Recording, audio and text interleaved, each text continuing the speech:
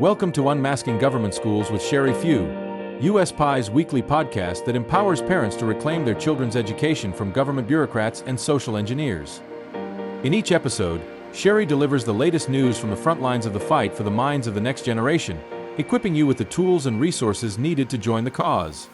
Hi everyone, welcome to Unmasking Government Schools with Sherry Few. I'm your host, Sherry Few, and today I'm thrilled to welcome back Alex Newman, founder of Liberty Sentinel. Alex recently published a powerful article about a new bill that would force homeschools to teach government propaganda, and he's here to break down what parents need to know and talk with us about other hot education topics.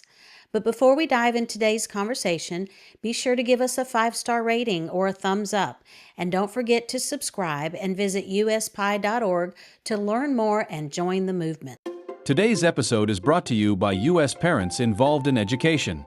US Pie's mission is to empower parents and local communities to break free from federal and national influences, thereby reclaiming parental authority over their children's education. For more insights from US parents involved in education, connect with us at US Pie on X and Facebook. To join the movement, visit uspie.org. Welcome back to Unmasking Government Schools with Sherry Few. I'm Sherry Few, and back with me today is Alex Newman, an award-winning international journalist, educator, and author committed to faith, family, and freedom.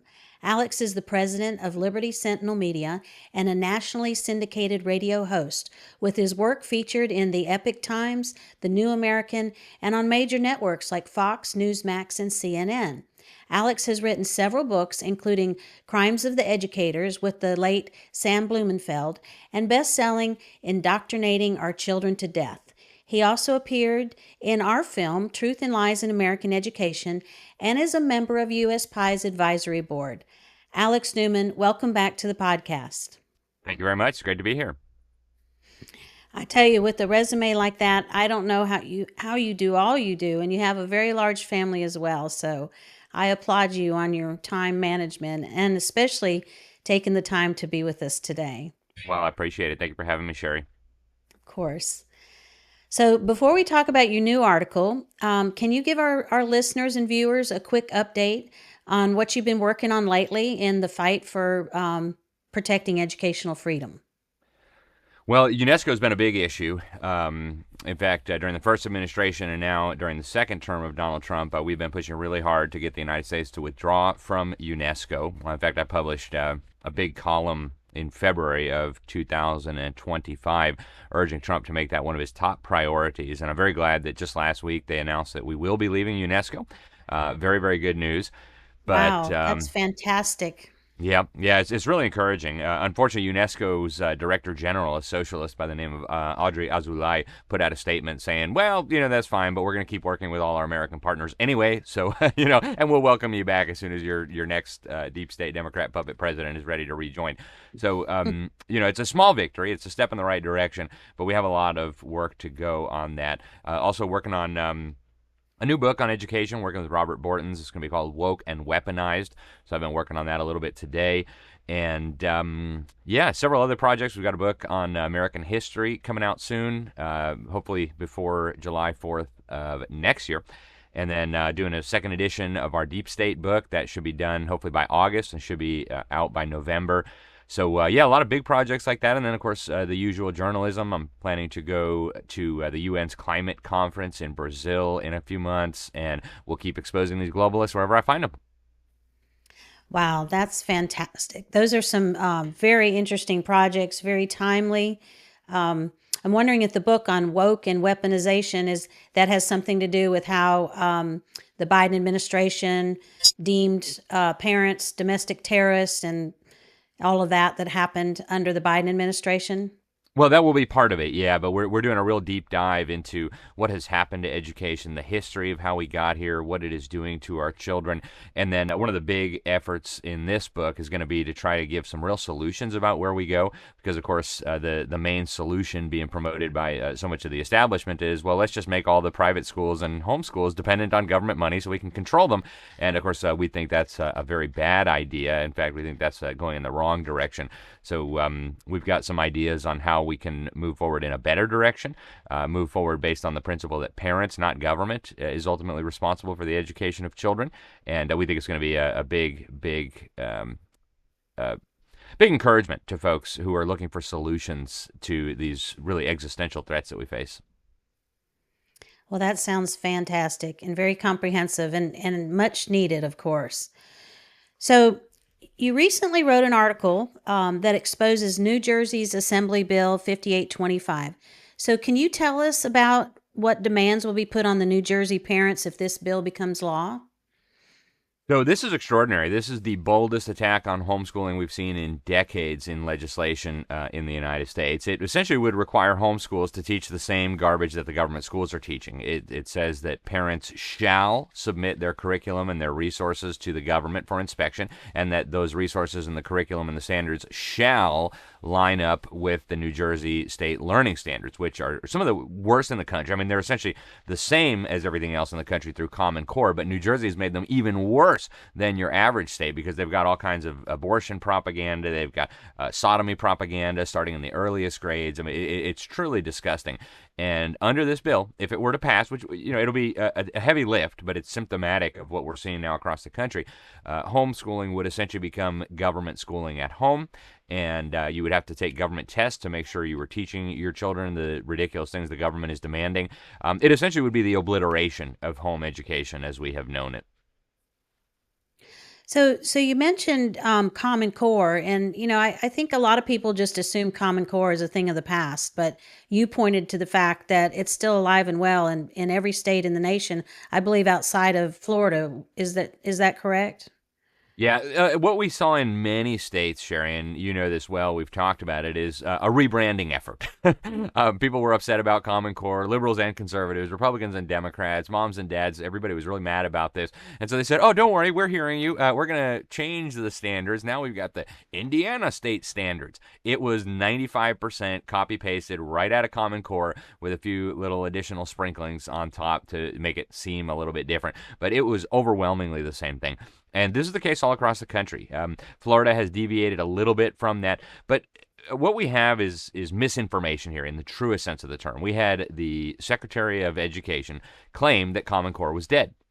She knows better than anybody. She knew, Betsy DeVos, during the first Trump administration, she knew better than anybody that it was alive and well. Her department was in charge of enforcing the ESSA, the Every Student Succeeds Act, that required every state that wanted federal funding to have what they call college and career-ready standards. Well, there was only one set of standards that was considered college and career-ready. That was the garbage in Common Core. And so even though they rebranded this in states, including some of the Democrat states, by the way, we're still dealing with the exact same garbage as Sarah Palin put it, putting lipstick on a pig is not going to make it not a pig. Polishing a piece of excrement is not going to make it any better. And that's what we're dealing with here with these ridiculous state standards. They are still in place all across the country. They're increasingly being applied to private schools, Catholic schools, parochial schools. Almost all the tests have now been lined up with them, including the SAT. It really is ubiquitous now. It's very unfortunate, and it's been devastating for education. So I appreciate you sharing that, and it reminds me. I was asked for a quote yesterday from the Washington Times on DEI and whether or not it was being rebranded. And so same thing, and I guess that's what the left does is when a term becomes toxic, they just rebrand it as something else. And my research has shown that DEI has been rebranded as community and family engagement. I don't know if you've seen that term, but I've seen it here in South Carolina. I saw it in Texas, and it's just so far from being a true label of what it is. It's very interesting that they chose that title. So one other thing that I wanted to bring up about your article was, you talked about very young ages, some of the grotesque sexual propaganda, and you suggested it was aimed at breaking down the moral values in the family. And so do you have some examples of that? You talk about perversion and, I'd love to hear a little more about that if you can share.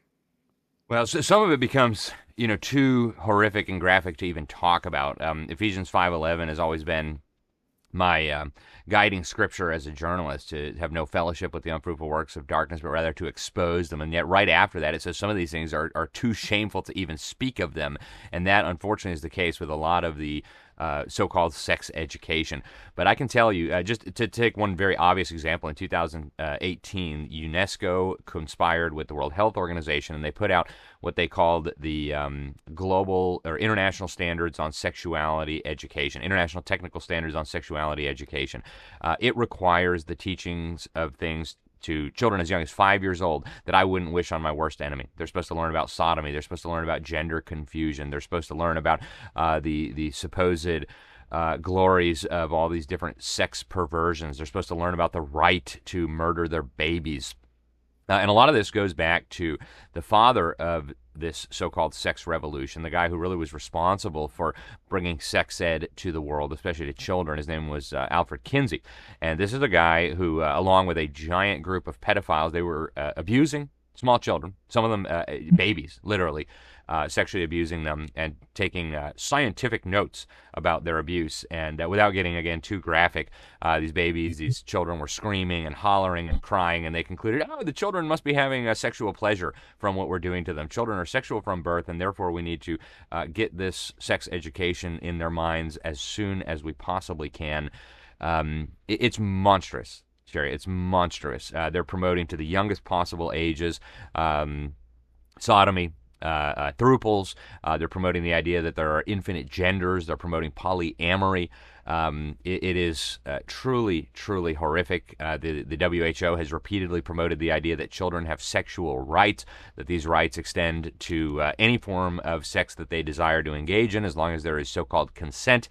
Without getting too graphic on this, we've seen what this looks like. In 2016, the state of California passed a state law mandating that all children in government schools receive mandatory LGBT education. And we got some of the curricula that were being used across the state. One of the things that really jumped out at me, I had moms sending it to me, was they would go through the history of homosexuality, the homosexual revolution. They would talk about Harvey Milk, this disgusting pervert who raping children, famous for raping children, was doing. They portray him as some sort of hero, civil rights leader. And then just kind of casually out of the blue, they just mention, oh yeah, and in ancient Greece, it was totally normal for grown men to have sexual relations with children. And so they just throw that in there with the whole sex theme. And I actually have a video that was sent to me by a mom in California. Stephanie Yates is her name. And she confronts the superintendent of curricula for the Brea Olinda School District. She says, why are you teaching my children pedophilia? Why do my ninth graders have to learn about adult sex with children?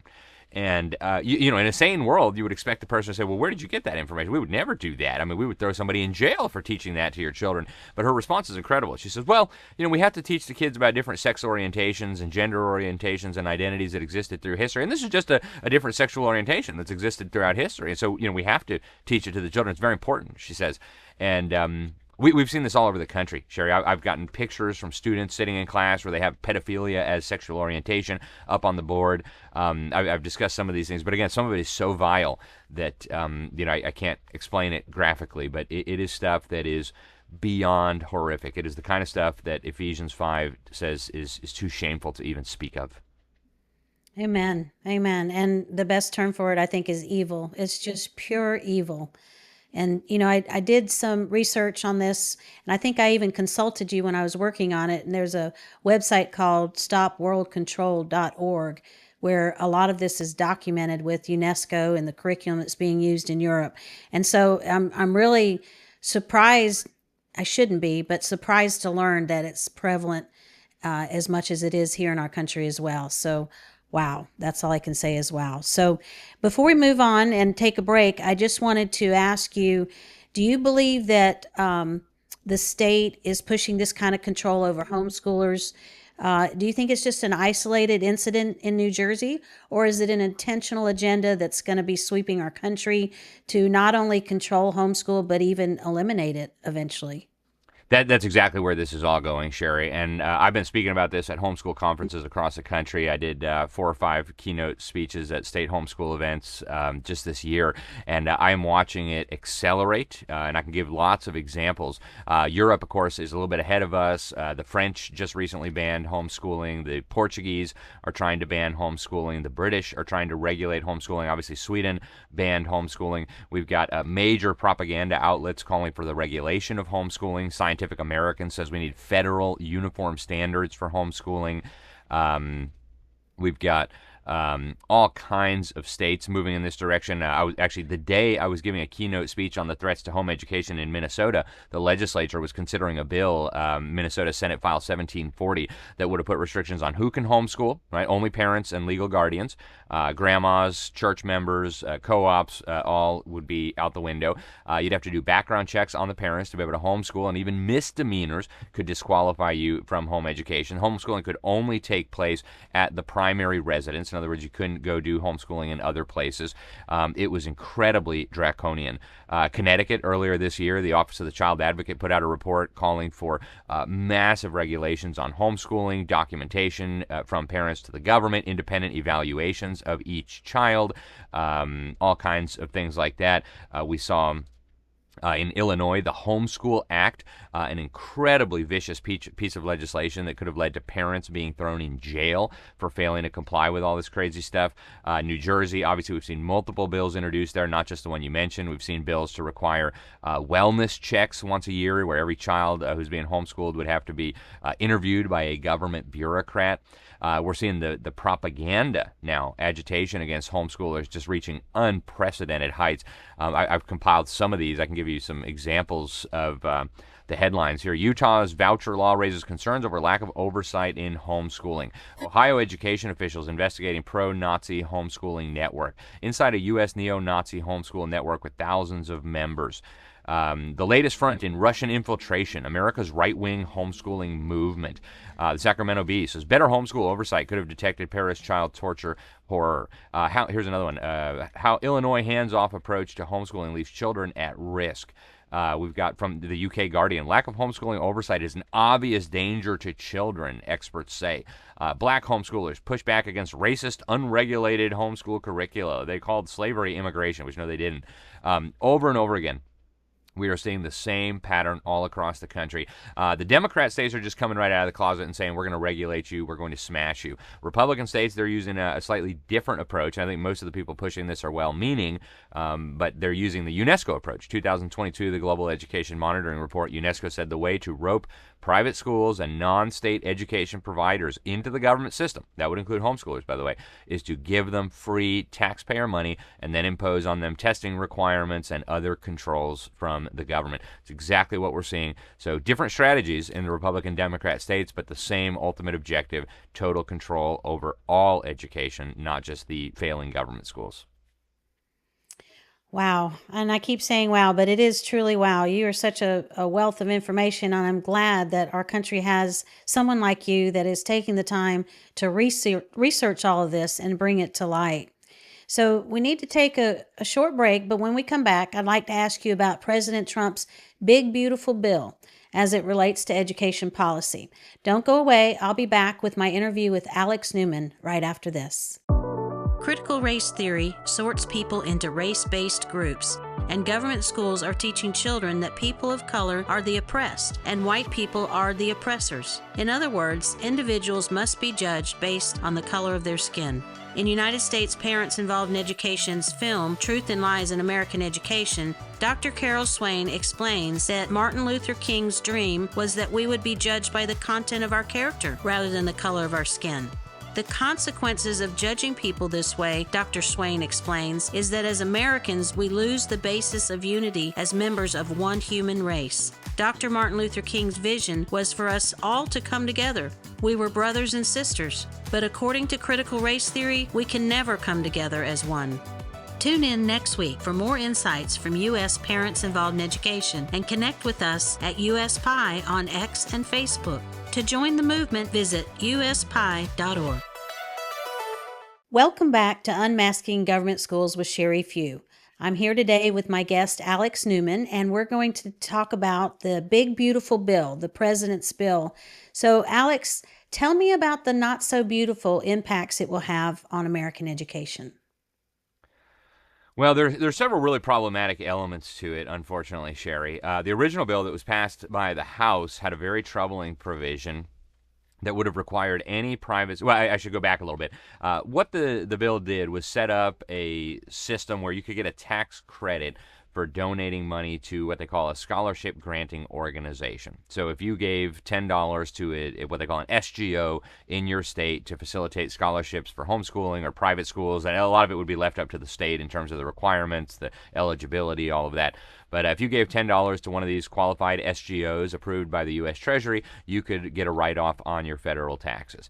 And, I think that's less bad maybe than a voucher system directly. But the end result, if you read the House bill, was actually very, very similar. If a private school was going to take this money from these SGOs, they were going to be required to obey a bunch of very complex, very expensive federal rules, regulations, and statutes. The one that jumped out at me that was most troubling was IDEA. IDEA is the Individuals with Disabilities in Education Act. It sounds nice on the surface. There are several major problems with it. The first being that the federal government has no constitutional authority to meddle in education, period. But be that as it may, this bill would have absolutely crushed private schools trying to comply with these Byzantine regulations. Basically, if a child had what they call an IEP, an individual education plan from a government school, that would have had to transfer over to the private school if it was accepting money through one of these SGOs. And of course, this would bankrupt a lot of these smaller private schools. They don't have the budget or the ability to do this, but they would have been required if they wanted to participate in this program. So that was one of the big problems. Another big problem with that same thing is once you have the IEPs, you open up the door to the Big Brother mental health programs, which means you open up the door to federal health care funding coming into the school with the Medicaid, the Medicare, and all these. I forget which one is for the older people, which one's for poorer people, but that would have come rushing in to the school system. And once you get ensnared in the federal health care trap, especially on the mental health care front, you are in big, big trouble. They're going to start drugging your kids. They're going to start labeling your kids all kinds of different things. You're going to have to do the mental health assessments. And obviously, this is a major tool for controlling private schools. And that was just the beginning, right? 100% for sure they would have added more requirements going down the line. Now, in the House version, there was originally some language in there saying that nothing in this bill should be construed to let the government control your private schools. And sure enough, that was removed from the final version of the bill that was passed in the Senate. So, it really was just a fig leaf anyway, because they actually write in the same bill where they said that, mandated government control over private schools and things like this. But they even removed the fig leaf. So, obviously, this will be used to control private schools. We know that's going to be the case. Now, again, states are going to do a lot of the regulatory work here. They're going to be deciding who qualifies as an SGO, who qualifies for this money, what private schools have to do to be eligible to participate. But this is going to open the door to eroding and eventually, I believe, crushing the independence of private schools. So there was a lot of good stuff in the Big Beautiful Bill. There was a lot of bad stuff in the Big Beautiful Bill. It's unfortunate, I think, that we have to keep doing these big bills. Why not just do issue by issue and pass a bunch of small bills? So each bill can be voted on based on its merits so that every member of Congress can be on record, yes or no, for each individual program, each individual policy. And I think the reason why is they don't want to be on record. They don't want to be held accountable. They'd rather just all stick all of it into this thing. And for me, one of the biggest concerns is how this will ultimately end up undermining the independence of private schools and homeschooling. And the sad part about it is, and it's no different than any other Republican administration, in my opinion. And of course, I've learned that over time. Republicans have been bad on education policy for some time, and you've pointed that out as well.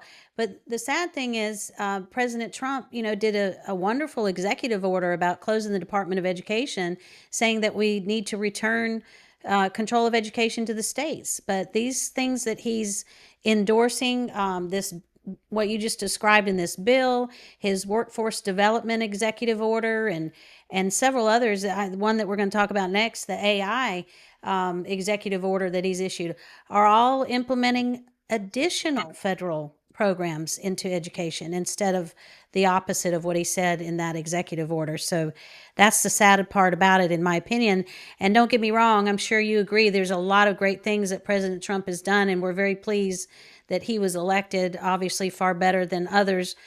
But this idea about Republicans just continuing to be deceived on education policy, I guess, is an area that we just really need to work on. It absolutely is, Sherry, and I agree with your assessment entirely. I like the general sentiment that Trump is expounding, that we need to get the federal government out of the education system. We need to stop the indoctrination of children.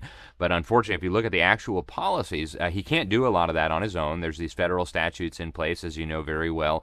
And if you listen carefully to what Trump and Secretary of Education McMahon have said, they actually will tell you that we're not really getting the federal government out of education. We're shifting some of the programs and funds around to other agencies, but ultimately the federal controls through these federal statutes will remain in place. It's just a responsibility for enforcing and implementing those are now being scattered through a number of different agencies. And it's great that half the bureaucrats were let go. I feel bad for the individual bureaucrats, but we don't need a federal education bureaucracy. The smaller it gets, the better. But we need to be honest here and say, this is not getting the federal government out of education. It's just shifting around the decks on the Titanic a little bit. Amen. So I want to ask you, I'm working on an opinion, an opinion editorial about AI and education. Of course, it's in the news a lot recently, and it's really just moving in a very fast pace. And I have some concerns, and I'm sure you do too, about how it's going to affect education. But US Pi believes that children are better off without the use of any technology in ages K through 8 or years K through 8. So what are your thoughts on AI in education and technology in general? Well, I'm not anti-technology and I'm not anti-AI. I want to start off by saying that. However, I think, like you just explained, it's an incredible danger when it comes to children and education. And we see that so clearly in the pronouncements of the evildoers, right? The UN summoned all the governments to Beijing in 2019 and came out with the Beijing Consensus on Artificial Intelligence and Education, where they said, we are going to use AI in the schools to try to manipulate and change the attitudes, values, beliefs, and behaviors of children. It's right in the final text. So what do we do with this? Well, what we should do with this is say we are absolutely not going to allow children to be manipulated or controlled by AI systems. And unfortunately, this executive order by Donald Trump injecting AI into the classroom, I think, is very problematic. And look, AI is a tool. It's a technology like other tools and technologies. It just so happens to be one of the most powerful and potentially dangerous tools that mankind has ever developed. So it needs to be treated with extreme caution. We've already seen the studies showing that children's brains will atrophy if they rely too much on these technologies. And so I'm a big believer in, first, the children learn how to use the brain that God gave them, and later, when they're older, if it seems appropriate to use the tool in a constructive way to supplement their brain, fine. But never to replace the brain, never to replace thinking or reasoning or logic. And so we're in a very dangerous place right now where technology and AI are being used and weaponized to completely transform not just our children, but our society. And we need to be really sounding the alarm about this, I think, Sherry.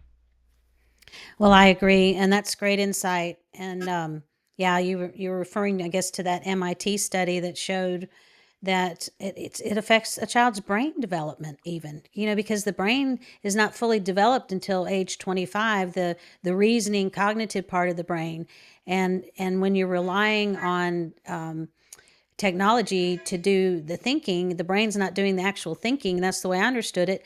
Then the brain doesn't even develop correctly. So it's a very scary thought. And I was really glad to see that MIT study come out. I was surprised that it wasn't buried and hidden from Americans, because it doesn't fit with their agenda. That's right. So we need to take another short break. And when I come back, I'd like to ask you 2 questions I ask all my guests before closing the show. Don't go away. I'll be back with my interview with Alex Newman right after this. Parents, be warned. Your children are learning Marxist critical theories, anti-American propaganda, and so-called social justice advocacy. Government schools teach that America is systemically racist, teaching children to hate themselves, each other, and their nation.